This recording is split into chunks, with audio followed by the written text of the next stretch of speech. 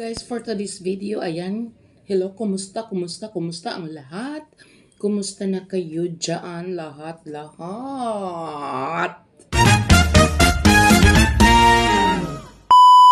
So, for today's video, gagawa ako ng,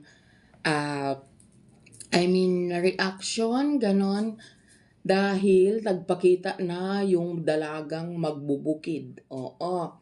Ayun guys, napanood ko yung bagong upload ni Chris na ngayon. Nakakatuwa, alam mo yon, sa murang edad, 21, ganun na yung tumatakbo sa isip niya. Ang dami ng mga hayop sa kanyang farm. Alam nyo guys, dream ko din yung ganun.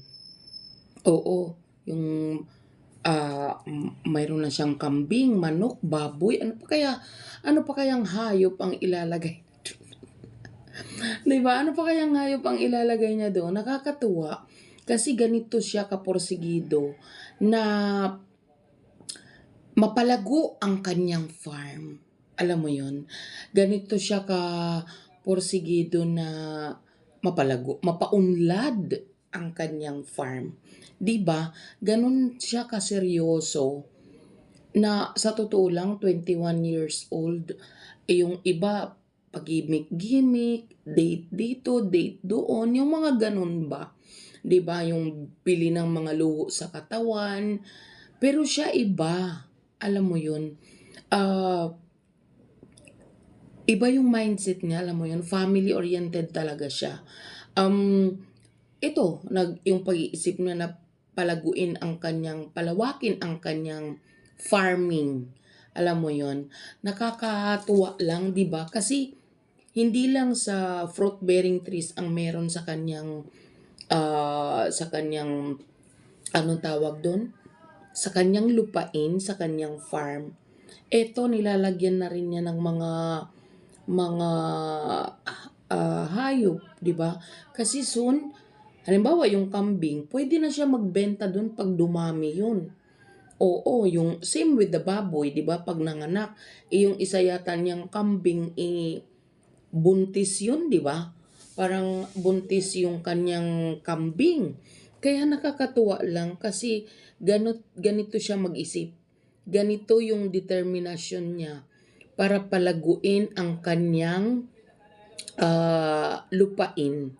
'Di ba? Sa pamamagitan ng paglalagay ng mga hayop, paglalagay ng mga kung ano-ano doon, at saka feeling ko tataniman niya pa yan, landscape niya, 'di ba? So hindi talaga tama na pagsabihan ng kung ano-ano si Krishna, 'di ba? Yung husgahan siya kasi hindi nila kaya yung ganitong ginagawa ni Krishna.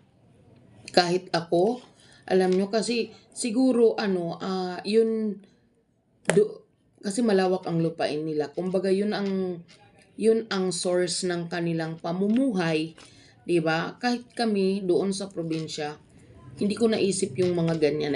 Gusto ko magtatanim. Alam niyo yun. Kasi mahilig din ako yung tanim-tanim, kung ano-anong mga gulay. Kasi mahilig nga ako sa gulay. Pero siya, instead na magluho sa katawan, mamasyal, gumimik, di ba? Barkada, hindi na to ginagawa. Ang ginagawa niya, asikasuhin ang kanyang lupain, kung ano pa yung mailalagay niya doon kasi alam niya sa sarili niya na soon magbubunga itong mga pinaglalagay niya dito sa kanyang farm. 'Di ba? Nakakatuwa na na naiisip niya yung ganito.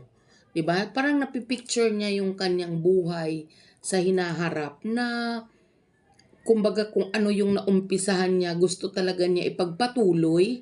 Alam niyo yun, ipagpatuloy tapos siguro napipicture niya sa buhay niya na baka sakaling dito ako lumago, dito ako umasenso, yung hindi na hihirapan yung pamilya ko, hindi na ako mamumroblema sa pambaon or pangkain ng pamilya niya, 'di ba?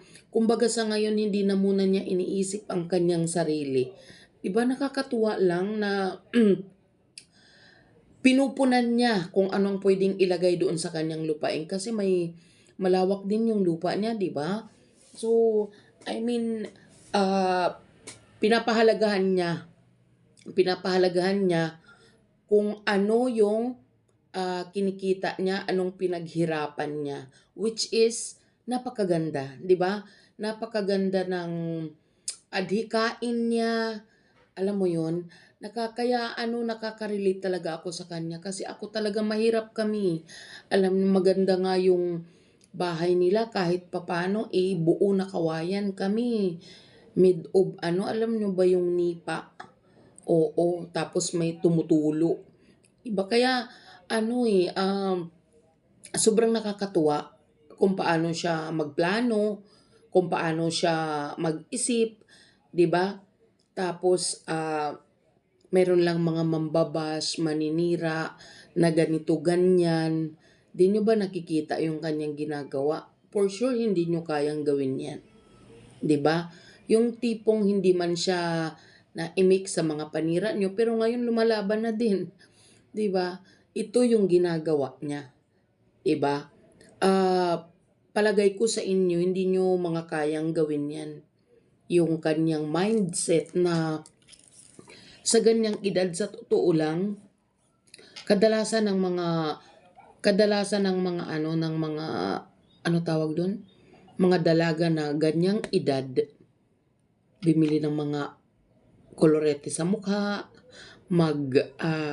magliwaliw, magbarkada, alam mo 'yon. Tawag dito, maggimik-gimik. Pero hindi niya 'yon, 'di ba? Bawat sentimo na kanyang kinikita, gusto niya pahalagahan niya. 'Di ba? Diyan maraming natutuwa sa kanya. Kaya tama talaga dalagang magbubukid siya. 'Di ba? Ito, tingnan mo yung pagbabago sa kanyang lupa. Dati manukan lang. Ngayon may kambing na din at saka baboyan. Oo, 'di ba? Tas yung kambing niya ngayon buntis. Pag nanganak yun, pag lumaki-laki, pwede na niyang ibenta. 'Di ba? Kaya talaga natutuwa ako sa kanya. Kaya nagpapasalamat ako dun sa mga taong sumusuporta sa kanya.